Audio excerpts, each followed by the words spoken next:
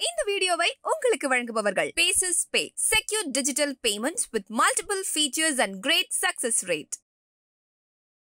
ஓகஸ் தமிழ் நேயர்களுக்கு வணக்கம். தற்போது தொலைபேசி இணைப்பில் நம்மோடு சமூக சமத்துவத்திற்கான டாக்டர்கள் சங்கத்தினுடைய பொதுச் செயலாளர் திரு ரவீந்திரநாத், டாக்டர் ரவீந்திரநாத் அவர்கள் இணைப்பில் இருக்கிறார். அவரை அன்போடு வரவேற்கிறோம். சார் வணக்கம்.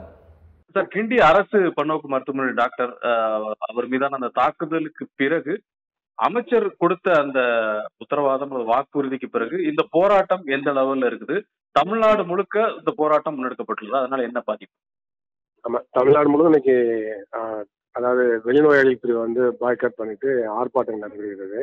சரி, நேற்று தினம் நடந்த பேச்சுவார்த்தையில பல்வேறு மருத்துவ சங்கங்களுடைய கோரிக்கை, செவிலியர் சங்கங்களுடைய கோரிக்கைலாம் அமைச்சர் கூர்மையா கவனித்தாரு. சரி, பல கோரிக்கை வந்து நிறைவேற்றுங்கிற வாக்குறுதியும் கொடுத்துருக்காங்க. எனவே அந்த வாக்குறுதியை வந்து ஒரு அரசாணை அடிப்படையில் அரசு உடனே வெளியிட வேண்டும் என்பதை இன்னைக்கு வலியுறுத்தி இருக்கிறாங்க. அதே போல இன்னைக்கு வந்து மக்கள் மத்தியிலையும் மருத்துவர்கள் தாக்கினா வரக்கூடிய பாதிப்புகளை வந்து கொண்டு போக வேண்டிய அவசியம் இருக்கு. ஏன்னா ஒரு மருத்துவ தாக்குதல் என்பது மிகப்பெரிய சமூக பிரச்சனை இந்தியாவில் வந்து உருவாக்கும், தமிழ்நாட்டில் உருவாக்கும்.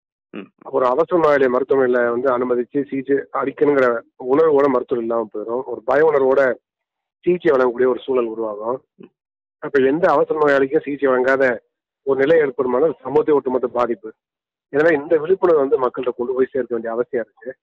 அதையும் அடிப்படையாக வச்சு தான் இந்த ஆர்ப்பாட்டம் நடைபெறுகிறது. அதே போல பார்த்தீங்கன்னா ஒவ்வொரு மருத்துவக் கல்லூரி மருத்துவமனையிலும் பாதுகாப்பு குழுக்கள் அமைக்கணும், விஷா கமிட்டி அமைக்கணும், போதிய செக்யூரிட்டி வைக்கணும், சிசிடிவி கேமராக்கெல்லாம் அமைக்கணும் அப்படிங்கிற கோரிக்கையெல்லாம் வலியுறுத்தி இருக்கு. இது போன்ற கோரிக்கையில வந்து அவங்க செய்யறேன்னு சொல்லியிருக்காங்க. மே ஐ ஹெல்ப் யூங்கிறத எல்லா ஹாஸ்பிட்டலும் உருவாக்கணும். அதே மாதிரி கிளினிக்கல் சைக்காலஜிஸ்ட் வந்து உருவாக்கணும். அதே மாதிரி இந்த துயரமான நேரத்தில் ஆற்றுதல் படுத்துவதற்கான எம்ப்ளாயிஸ், ஏன்னா ஐசியூல வந்து ரொம்ப மோசமான நோயாளிகள் இருப்பாங்க, அவங்கள வந்து கன்சோல் பண்றதுக்கு, அவங்களுடைய அட்டெண்டர்ஸ் வந்து ஆறுதல் சொல்றதுக்கு, அவங்களை விலக்கி சொல்றதுக்காக கவுன்சிலர்ஸ் அமைக்கணும் கோரிக்கைலாம் வச்சிருக்கு. அந்த மாதிரி பணியிடங்கள் அரசு மருத்துவமனையில் இல்லை இதுவரையும். அந்த பிசிஷியன் அசிஸ்டன்ட் போஸ்ட் இல்லை, அதாவது மருத்துவர் உதவியாளர் பணியிடங்களும் இதுவரையும் தமிழ்நாட்டில் உருவாக்கப்படல. அப்படிப்பட்ட பணியிடங்களை உருவாக்கணும். அப்ப மருத்துவர் சொல்லக்கூடிய விஷயங்களை அந்த பிசிஷியன் அசிஸ்டன்ட் வந்து விலக்கி சொல்லுவாங்க. இப்போ வந்து 100 நோயாளி வந்து ஒரு மருத்துவர் பார்க்க வேண்டியிருக்கிறாங்க. அந்த 100 நோயாளிக்கு எல்லாத்தையும் விலக்கி சொல்ல முடியாத சூழ்நிலை வந்து தமிழ்நாட்டில் இருக்கு, பல அரசு மருத்துவர்கள் இருக்கு. அப்ப இந்த பிசிஷியன் அசிஸ்டன்ட் வந்து அடிக்கட்டா நியமிச்சாங்க. அவங்க வந்து அந்த நோய் என்ன சிகிச்சை வழங்கப்படுது, இது மாதிரி விஷயங்களை விலக்கி சொல்றது வசதியா இருக்கும். ஐசியூல இருக்கக்கூடிய நோயாளி பத்தி அட்டெண்டன்ஸ் அவங்க சொல்றதுக்கு உதவிகரமா இருக்கும். இப்போ அதெல்லாம் செஞ்சா பீப்புளுக்கும் டாக்டர் சொல்ற அந்த கம்யூனிகேஷன் கேப்பை வந்து குறைக்க முடியும்.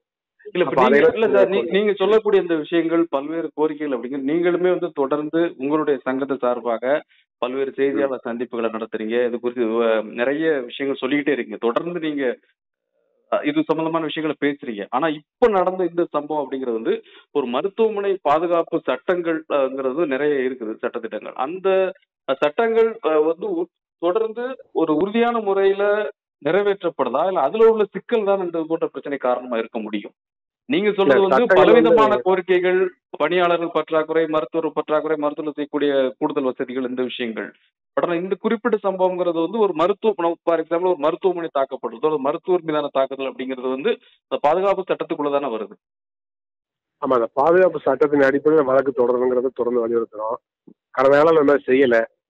இனிமேலாச்சும் அந்த சட்டத்தின் அடிப்படையில் வழக்கு எஃப்ஐஆர் எல்லாம் போடணும், உரிய சட்ட ரீதியான தண்டனை வழங்கணும். அதுக்கடுத்து மிக முக்கியமான சட்டத்தை பற்றிய விளம்பரம் எல்லா மருத்துவமனையும் செய்யற கோரிக்கை வைக்கப்பட்டது. ஏன்னா சட்டத்தை பற்றிய விழிப்புணர்வு இல்லை. இந்த மாதிரி மருத்துவமனை தாக்கினா மருத்துவமனை கடுமையான ஜெயில நான் பெயிலபிள் அரெஸ்ட் பண்ணுவாங்க, அதனால அந்த சட்டத்தின் அடிப்படையில் கைது செய்யறது வாய்ப்பு இருக்கு, அதனால மருத்துவ மீது மருத்துவமனை மீது தாக்குதலை நடத்தக்கூடாங்கிற அளவுக்கு எல்லா மருத்துவமனையும் விளம்பரங்கள் செய்யணும் அந்த சட்டத்தை பத்திங்கிறத சொல்லியிருக்கிறோம். அதையும் அரசு தரப்புல செய்யறதா சொல்லியிருக்கிறாங்க. அதெல்லாம் ரொம்ப ரொம்ப முக்கியம். ஆனா வெறும் சட்டத்தினால மட்டுமே இந்த சம்பவம் எதிர்காலத்துல தடுத்துக்கணும், அதையும் நம்ம பார்க்கணும். சட்டம் அவசியம், சட்டத்தை பத்தி விழிப்புணர்வு ஏற்படுத்தணுங்கிறது மாற்றுக்கிறது கிடையாது. ஆனா இன்னைக்கு வந்து ஒரு கிரைசிஸ் இருக்கு மெடிக்கல் சைட்ல, மருத்துவத்துறையில ஒரு கிரைசிஸ் இருக்கு. அது என்னன்னாக்க மக்களுக்கு தேவையான அளவுக்கு மருத்துவ கட்டமைப்பு இல்ல, அரசு மருத்துவமனையில போதிய அரசு மருத்துவர்கள் இல்ல, செவிலியர் இல்லைங்கிற பிரச்சனை நீடிக்குது. அப்ப அதை சரி பண்ணாங்க, போதிய நிதி ஒதுக்கீடு வேணும்.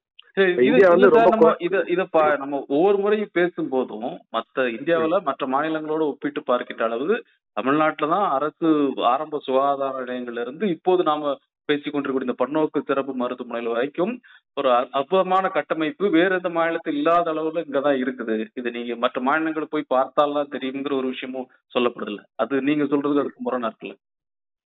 முரண்லாம் கிடையாது. தமிழ்நாட்டுல மற்ற மாநிலங்கள் ஒப்பிடுறப்போ கட்டமைப்பு பரவாயில்ல. சரி. ஆனா தமிழ்நாட்டுக்கு மக்களுடைய எண்ணிக்கைக்கு ஏற்ப கட்டமைப்பு இருக்கானா இல்ல. இல்ல.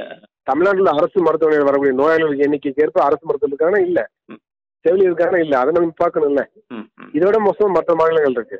அப்ப தமிழக அரசு இதை வந்து கூடுதல் கவனம் செலுத்தணும். அதே மாதிரி இந்திய அரசும் கடமை இருக்கு. அவங்களும் ஜிடிபில 6% ஒன்றிய அரசு மாநில அரசு சேர்ந்து ஒட்டுமொத்தம் அரசுகள் ஜிடிபில வந்து 6% ஹெல்த்துக்கு ஒதுக்கணும். அந்த மாதிரி ஒதுக்கினா நம்மளுடைய இந்திய நாட்டு மக்கள் தொகை ஏற்ப அதிகமான மருத்துவமனைகள் உருவாக்க முடியும், போதிய மருத்துவர் சேவைகளை நியமிக்க முடியும், அப்ப மருத்துவ சேவையை மேம்படுத்த முடியும். அது ரொம்ப ரொம்ப முக்கியம். அது அந்த இன்னெடுக்கேசி தான் இன்னைக்கு வந்து மக்கள் மத்தியில அரசு மருத்துவமனையில வெறுப்பு கோபம் எல்லாத்தையும் உருவாக்குது. அந்த வெறுப்பு கோபம் வந்து மெடிக்கல் சிஸ்டத்தின் மேலையும் கவர்மெண்ட் மேலேயும் வர வேண்டியது, மருத்துவ மேலையும் செவிலியல் மேலையும் வருங்கிறத பார்க்க வேண்டிய அவசியம் இருக்கு. குறிப்பா இந்த சம்பவத்தை பொறுத்தளவுல இது நடக்காம தவிர்த்திருக்க முடியும் அப்படிங்கிற மாதிரி நீங்களோ அல்லது உங்களை போன்ற மருத்துவரோட மருத்துவ சங்கமோ நினைக்கல. இது தவிர்த்திருக்க முடியும், யார் நினைச்சிருந்தா அதை தவிர்த்திருக்க முடியும் அப்படின்னு நினைக்கிறீங்க? இது நிகழாம இதை நினைச்சா எப்படி தடுத்திருக்க முடியும்னா, அந்த ஹாஸ்பிட்டல் வாசல்ல ஸ்கேனிங் கருவியெல்லாம் இருக்குது, நைஃப் கொண்டு வரான்னு பார்த்துருந்தா ஓரளவு செஞ்சிருக்க முடியும். ஆனா இது மட்டுமே பிரச்சனை தீர்த்துறாது சார். இப்போ வந்து வெளியில இருந்து வெப்பன்ஸ் கொண்டு வராங்க, உள்ள இருக்கிறதே எடுத்து அடிக்க முடியாதா? உள்ள இருக்கிற கருவியில எடுத்து பயன்படுத்தி டாக்டர் தாக்க முடியும். அதனால திரும்ப திரும்ப சொல்றோம், மருத்துவருடைய பாதுகாப்பு என்பது நோயாளியுடைய நலன் சார்ந்த விஷயமா இருக்குன்னு பார்க்க வேண்டிய அவசியம் இருக்கு. சரி.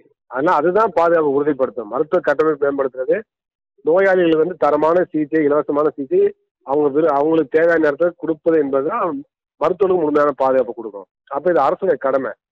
அரசு இந்த கடமையை செய்யாதனால மக்களுடைய கோவம் வந்து மருத்துவர் மேல வருது.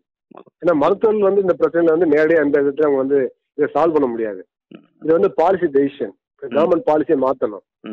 அவ கவர்மெண்ட் பாலிசி இது உடைய அரசு மருத்துவமனை தனியார் மயமாக்குறாங்கல்ல, அது மோசமான விளைவுகள் உருவாக்குங்கள. தமிழ்நாட்டை கூட நீங்க அரசு மருந்துகளை காப்பாற்ற தனியார் மயமாக்க முயற்சி பண்ணாங்களா இல்லையா? கண்டிப்பா. அப்ப ஏன் அதை பண்றீங்க? அப்ப இந்தியா முழுவதும் பாத்தீங்கன்னாக்க இன்னைக்கு பல மாநிலங்கள்ல பிரைமரி ஹெல்த் சென்டர் தனியாரை கொடுத்துட்டாங்க, பிஷ்ங்கிற அமைப்பு கொடுத்துட்டாங்க. அது எப்படி கொடுக்கலாம்? மாவட்ட மருத்துவமனையில் தனியார் கொடுத்து மெடிக்கல் ஆகும்னு சொல்லியிருக்காங்க, அது எப்படி கொடுக்கலாம்? அப்ப ஏற்கனவே மருத்துவ கட்டமைப்பு போதான்னு இருக்கிறப்ப இருக்கக்கூடிய மாவட்ட மருத்துவமனை, பிரைமரி ஹெல்த் சென்டர், ஃபேமிலி, அதே மாதிரி ஹெல்த் அண்ட் வெல்னஸ் சென்டர் எல்லாம் தனியார் கொடுத்தா எப்படி மக்கள் பாதிக்கப்படுவாங்களா இல்லையா? அப்ப கோவம் வருமா இல்லையா? அப்ப இருக்கக்கூடிய குறைந்தபட்ச மருத்துவ கட்டமைப்பு போய் மக்கள் முட்டி மோதுறப்ப அந்த கோவம் யார் மேல வரும்? கடைகோடியில அந்த சர்வீஸ்ல இருக்கக்கூடிய செவிலியர் மேலையும் டாக்டர் மேல தானே வரும். அதானே நடக்குது. யாராச்சும் மோடி பிடிச்சி கேள்வி கேட்க போறாங்களா? யாராச்சும் இந்த முதலமைச்சர் பிடிச்சி கேள்வி கேட்க போறாங்களா? கேட்க மாட்டாங்க, இங்கதான் கேட்பாங்க. நிறைவா நீங்க உங்களுடைய போராட்டம்ங்கிறது இந்த ஒரு நாள் அடையாள போராட்டம் விட்டுருக்க போது கோரிக்கைகள் நிறைவேற்றப்படும் நம்புறீங்க? அந்த அளவுல இருக்குமா? வழக்கம் போல நாளைக்கு புறநோயாளிகள் பிரிவுல அதை பத்தி நான் டிசைட் பண்ணல. இன்னைக்கு வந்து எனக்கு இந்த விழிப்புணர்வு ஏற்படுத்த இந்த போராட்டம் நடக்குது. அதுக்கடுத்து வந்து அரசு இந்த ஏற்கனவே நேற்று கொடுத்த வாக்குறுதியில ஒரு உத்தரவா போட்டு கொடுக்கணும். அதுதான் உங்களுடைய இருக்கு. நிச்சயமா. நிச்சயமா. மிக்க நன்றி சார். ஓவியம் சார், நன்றி. இந்த வீடியோ உங்களுக்கு பிடிச்சிருந்தா லைக் பண்ணுங்க, ஷேர் பண்ணுங்க, கமெண்ட் பண்ணுங்க. மறக்காம OH தமிழ் சேனலுக்கு சப்ஸ்கிரைப் பண்ணுங்க.